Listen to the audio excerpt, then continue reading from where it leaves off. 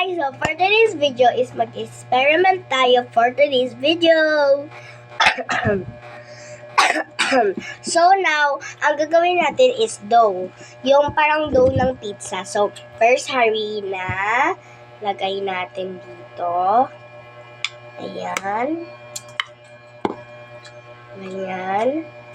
Ayan. So damihan natin ng onte. Ayan. Ganon. Ganon siya. Tapos, i-close muna natin ito. Tapos, kukuha tayo ng tubig. Kaunting tubig lang po. Dito na po yung ating tubig. So, let's go. So, ayan. Ibubuhos lang po natin siya dyan. Kaunti man. Kasi, kapag nasobrahan yan, guys, is baka hindi siya magiging dough. Kasi kapag nasobra mo yan, wala na. Ayan. Tinatansya ko lang po yung paglalagay ko ng tubig. Ayan. So, ganyan lang po. Kapag naging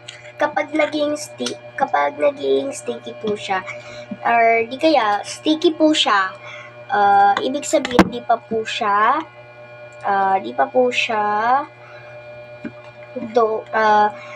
siyang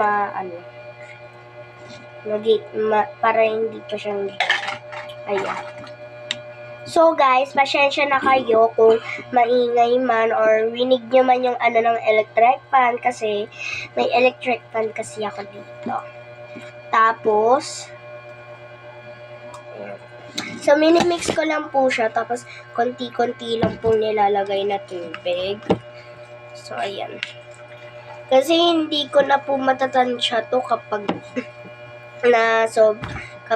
nasobra ng tubig. Kaya, tinatansya ko po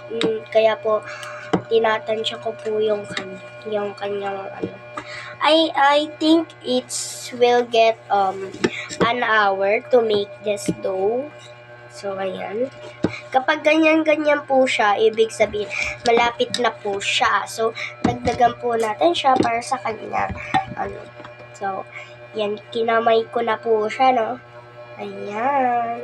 Pero, wait lang. I think pwede na. Ayan. Pwede na. So, ayan. Magiging ganyan po siya. O, ganyan. Magiging ganyan po yung texture niya. Ayan. Yung magiging ganyan. Ayan. Ayan, magiging ganyan po. Ganyan. Ganyan na.